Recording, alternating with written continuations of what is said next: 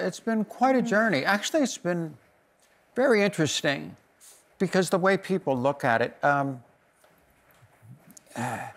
people look and they say, why could you do that? Why did you, we think of male privilege, white male privilege out in society today, and it's there. I mean, there's nothing to, it's there. Why would you give all that up to what society thinks as women as being the weaker sex physically, emotionally weaker? Why would you give all that up and be over here? First of all, it just wasn't me over here, okay? This was more me over on this side. Yeah. And so, yeah, it's been an interesting, it's been an interesting ride over the last 3 years. I've learned a lot. What was the most difficult part for you? It's interesting. Actually, it's kind of interesting giving up my old self. At first, because I transitioned at the age of 65, and I had been, Bruce, with little Caitlyn living inside all those years, sneaking around, little Caitlyn, this, that, in my life. In my book, I explain all of that. But, and just giving up on that. I mean, I remember giving away all of that. I remember the first time when my driver's license, the first thing I had, the gender marker changed from, M to F. And when I saw it, I started crying because Bruce was a good person. I don't know if he needed to just especially because in my case, I could get my gender marker changed all the way down to my birth certificate. And when you look at that, your birth certificate, and it says gender marker F, what happened to Bruce? Yeah. And it was kind of tough at first. I mean, he was a good person. He raised great children. He won the games. He did all these things. And all of a sudden, it was like he was gone and it was me. But in so many ways, I didn't change that much. Little Bruce still lives inside, and I still, at first I thought, you can't do all these other things, I've always flown airplanes, I've raced cars and this and that. So one of the first things I did as a little Caitlyn, I went out and raced a car. I thought, hey, this is fun. Girls can do this, and don't go too far away. Just kind of enjoy the ride.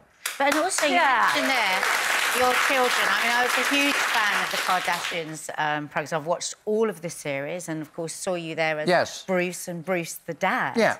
And when you say you felt sort of sad, seeing that on your certificate, what about the thing of moving? Because they still call you dad, right? Yes. In fact, one of the first things they said, as I remember Kendall and Kylie, especially those two I've been so close to and continue to be close to, oh, my God, what do we call you? Yeah. And I looked at him and I said, Dad. I said, I'll always be your dad. I mean, to my dying day, I'll always be your father. So I have no problem with you calling me that. It's not. Now, within the community, some people don't like that. They go, oh, you've got to change and you got to do all that. But for me, everybody does it differently. And I'm not saying that everybody else is doing it wrong, because they aren't. They do it whatever is right for you. And for me, having my children still call me dad is fine. I've but what they're good at, which is tough, is my dad, she does this. Being able to change pronouns. I was going to ask you that. How complicated is that? Very complicated. I'm so glad you said that. I mess up. I even mess up sometimes, yeah. And I think that's more of the way that we need to talk when we're talking like this, is because I think so many people do walk on eggshells in case we say the wrong thing. Oh, it's all about intention, is it? Mostly people don't want to offend. It's a mistake. Yeah, it is. It's so simple. I mean, even within, especially at the beginning, when I transitioned 3 years ago, I had never even met another trans person. Why? I couldn't expose myself. Okay. Well, at least that I knew of. I found out after I knew somebody, a trans guy. These trans guys, they're so sneaky. They blend into society so well, that you just don't, you don't know. And one of the guys on the crew was a trans guy, and nobody ever told me or this or that. And but so I never met anybody, so I had a lot to learn, and just because you're so visible. Yeah. Where could you learn that? Because if you say you were frightened to expose yourself, and I know that you did dress as Caitlyn when you were still Bruce, and you sort of tried your hand at it a little bit. But when you made the full transition, how do you practice being outside, going to the shops, normal things? You don't practice? No. I couldn't practice. No, you just have to learn. Yeah. And I had a lot of friends, especially when I first came out. I did the show I Am Kate, and I had 6 other trans girls, and they were just absolutely great and trying to help me get through it.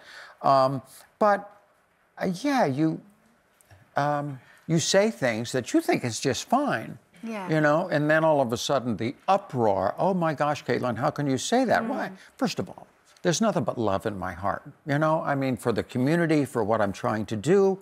Yeah, I don't do anything with malice in my heart or anything. I'm just trying to make it better for everybody, and within the community. So, you know, that's kind of tough when you know you got your heart in the right place, and people don't know you, and they think, oh my God, you said XYZ.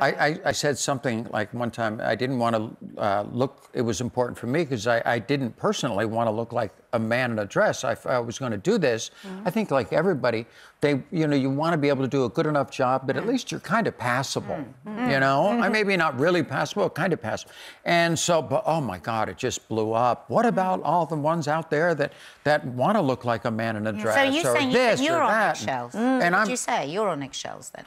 I'm what? Would you say even you are on eggshells when discussing I'm constantly on eggshells. I try to, I've learned a lot, but constantly, yeah, they have this thing called the internet. I know. Yes. Yeah. And it's going crazy. It's going mad. It is. It's kind of frightening because everything you do is very scrutinized by a lot of people, and it gives even the smallest majority, even in any community, it gives them a big voice. And the media is looking for that. They're looking for controversy. Yeah. And so if one trans person says something, it becomes this amazing big story.